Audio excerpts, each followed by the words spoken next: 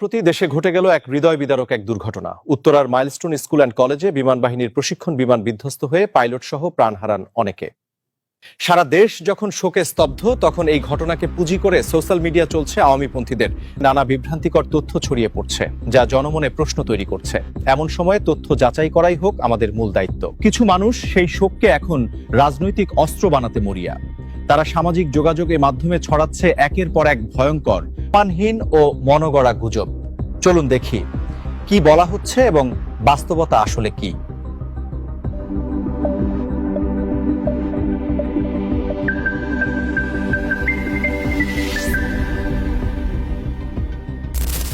সেনাবাহিনী শিক্ষার্থীদের মারছে।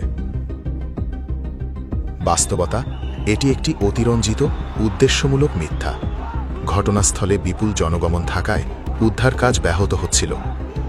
সেনা ও নিরাপত্তা বাহিনী এলাকা নিয়ন্ত্রণে রেখে উদ্ধার কাজ চালায়। এটাই আন্তর্জাতিক মানের স্ট্যান্ডার্ড প্রোটোকল। এখানে শিক্ষার্থীদের মারার কোনো ঘটনা ঘটেনি। অহেতুক ভিড়ের জন্য উদ্ধার কাজ ব্যাহত হচ্ছিল, তাই ছাত্রদের সাথে বাদানুবাদ হয়েছে। মিডিয়া ঘটনা গোপন করছে। বাস্তবতা, এটি চোখে আঙ্গুল দিয়ে দেখা মিথ্যাচার। দেশের প্রায় সব বড় টিভি চ্যানেল ও সংবাদ মাধ্যম এই দুর্ঘটনার লাইভ কভারেজ করেছে। হতাহত ও লাশ সংক্রান্ত তথ্য প্রকাশে এসেছে। গোপনের কোনো সুযোগই নেই। লাশ গুম করা হচ্ছে। বাস্তবতা, যদি লাশ গুম হতো তাহলে পরিবারের পক্ষ থেকে অভিযোগ আসত। এমন একটি অভিযোগও নেই, বরং পরিবারের সদস্যরা সংবাদ মাধ্যমে কথা বলেছেন। উক্ত স্কুলের কয়েকজন শিক্ষকও গণমাধ্যমে কথা বলে প্রকৃত সত্য তুলে ধরেছেন। মিথ্যা কথা, একবারে মিথ্যা কথা। কিছু লাশ 8 থেকে 10-12 জন বেশি জইলা কয়লা কলার মতন হয়ে গেছে, এগুলো দেওয়ার মতন না। এই লাশগুলো কাকে দিবে? ডিএনএ টেস্ট ছাড়া কি দেওয়া সম্ভব? এখানে ক্লাস হয়, কোন কোন বাচ্চা এখানে, কোন কয়টা বাচ্চা ছিল সেটা তো বের করা খুবই ইজি। তো আমরা বলতে পারি যে এই কজন পাওয়া গেছে, এই কজন নিখোঁজ, এই কজন ভালো আছে, বা এই কজন নাই। তো এটা আসলে করাটা খুবই ইজি, আর আমরা চাইলেও কেউ সেটাকে বন্ধ করার কোনো সিস্টেম। এই গুজব ছড়িয়ে সেনাবাহিনী ও সরকারকে জনগণের বিরুদ্ধে উচকে দিতেই এবং সেনাবাহিনীর ভাবমূর্তি নষ্ট করতে এমন অপপ্রচার চালানো হচ্ছে।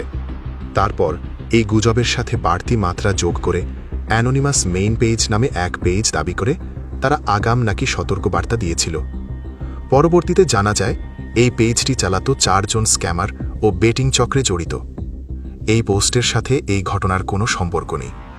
তাদের উদ্দেশ্য ছিল এই ঘটনার সাথে জুড়ে দিয়ে গুজব ছড়িয়ে ফলোয়ার বাড়ানো, ভয় দেখিয়ে অনলাইন বেটিং সাইট চালানো, বাংলাদেশিদের টার্গেট করে প্রতারণা। তবে সাইবার বিশেষজ্ঞরা বলছেন এই ধরনের পেজের কোনো সত্যতা নেই। ফেক পেজ খুলে ভয় ধরানোর জন্য বিশেষ চক্র এসব পোস্ট দিয়ে থাকতে পারে। আবার অনেকে মনে করছেন আগের কোনো একটা পোস্ট হয়তো ক্যাপশন এডিট করে দিয়েছেন, সেটাই মানুষ শেয়ার দিচ্ছে বা সামাজিক যোগাযোগ মাধ্যমে প্রচার করছে। সরকার ও সেনাবাহিনীর ভূমিকা। এই দুর্ঘটনার পর সরকার, সেনাবাহিনী ও বিমান বাহিনী আহত ও নিহতদের পরিবারগুলোর পাশে দাঁড়িয়েছে। এই ঘটনায় সরকার ইমার্জেন্সি কন্ট্রোল রুম খুলেছেন কেউ মিসিং হলে অভিযোগ জানাতে। সরকার তো কোনো কিছুই গোপন করেনি। সেনাবাহিনী দ্রুততম সময়ের মধ্যে নিজের জীবন বাজি রেখে উদ্ধার করেছে। আহতদের উন্নত চিকিৎসার ব্যবস্থা করা হয়েছে। সিঙ্গাপুর থেকে আনা হয়েছে বিশেষজ্ঞ চিকিৎসক, প্রয়োজনে বিদেশেও পাঠানো হবে, এই আশ্বাস দেওয়া হয়েছে। সিঙ্গাপুরের সিনিয়র কনসালটেন্ট এবং নার্সিস টিম এসে ইভালুয়েট করবে আমাদের এই ইভালুয়েশনের উপরে।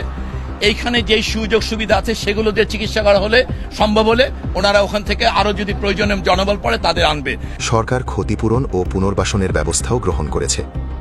এটা প্রমাণ করে সরকার দুর্ঘটনাকে আড়াল করছে না, বরং সাহায্যের হাত বাড়িয়ে দিয়েছে।